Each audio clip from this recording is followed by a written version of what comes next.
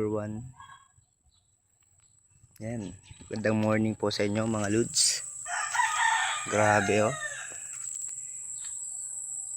Sobrang lakas ng ulan. Magdamag pong umulan kanina.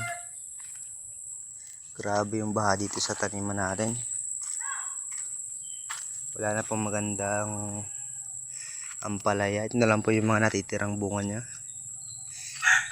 Pinagpala pa rin at talagang malalaki pa rin ang bunga niya mga Lods. Ayan. May mga bunga din sa dulo. Lagi na lang kahit bumabaha dito ay tuloy-tuloy pa rin yung bunga ng ating talim natin. Yung pipino, ganun din.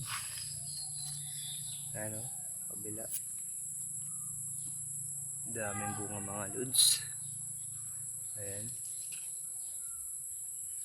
Ito mga Lods oh. Yan. Ito mga Lods, goods na yan sa palengke. Ito mga Lods, wala. Reject lang to sa palengke. Ito goods yan mga Lods sa palengke. Basta ganyan yung size, mahaba. Goods po yan sa palengke. Goods na pambenta yan. Ito mga Lods oh. Yan oh. Yan ang mga goods na pambenta. Pero yan, reject na po yan mga Lods sa palengke. Ito mga goods yan oh. Ayan, goods. Ito wala na yan mga Lods. Reject yan sa palengke mga Lods. Ito goods rin to yan. Yung ganyan mga size. Then ito goods yan. Goods to mga Lods yan oh. Yan, mga reject na yan sa palengke, ganyan.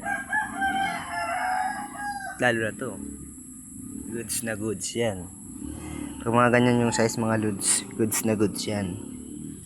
Ayun, sa baba, goods na goods din.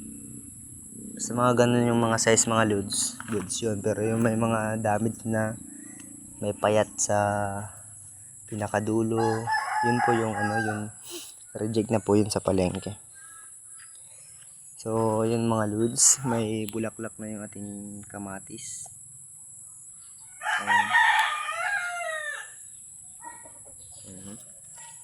Ang dami oh.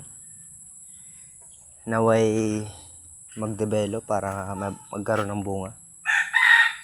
Yun yung ating walang kupas, may mga bunga pa rin. Ayan. Ito. Siyempre yan oh, mga Lods. Nakakainis itong mga fireflies na to, ang dami. Sinutusok ba naman yung mga bunga ng tanim natin? Yan mga Lods. Labas na yung laman ng labanos natin. Laki. Laki ng laman ng natin, labanos. Anyway, yung ating pipian, yung ating upo no. Yan, grabe. Bilis lang ng pangyayari, ang laki na. Ang kapal ng dahon niya mga Lods, so walang sira yung mga dahon. Talagang green na green talaga mga Lods. Magsisimula na yan mamulaklak, mga ilang araw na lang. Yung ating pag uminit mga Lods, dagdag tayo ng mga itatanim natin dito na upo. Yung ating bagong tanim lang to. Yan, may bunga na rin isa. Maraming bulaklak mga Lods. Maraming bulaklak yung ating pipino. Ayan. So, grabe. Ayun fireflies oh. Ayan oh.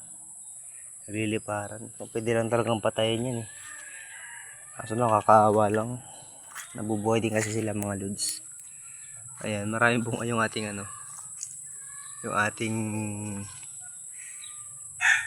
yung ating patola. Ayan oh. Dami rin kalamansi. Ayan. Marami din sekreto sa pagpaparami ng bunga ng kalamansi. Minsan sinasabuyan namin yan yung ano, yung sapal ng niyog. Para doon daw dumami at hindi ko alam, para lumapit daw yung mga bees, para masipsip yung, para ma-pollinate nila yung mga bulaklak nito at dumami yung bunga. Ganun. So, yun lang mga lods. Na-update ko lang sa panahon. Talagang kahapon bahang-baha dito. At hindi talaga ako makalusong dito sa taniman na to. Talagang punong-puno ng tubig, bahang-baha talaga. May kanal naman kaso hindi kaya. Meron kasing nakabara dun sa ano, sa dulo. Dun sa dulong yun, dun sa dulo. By the way mga lods, kape pala tayo. Ang kape ko brown.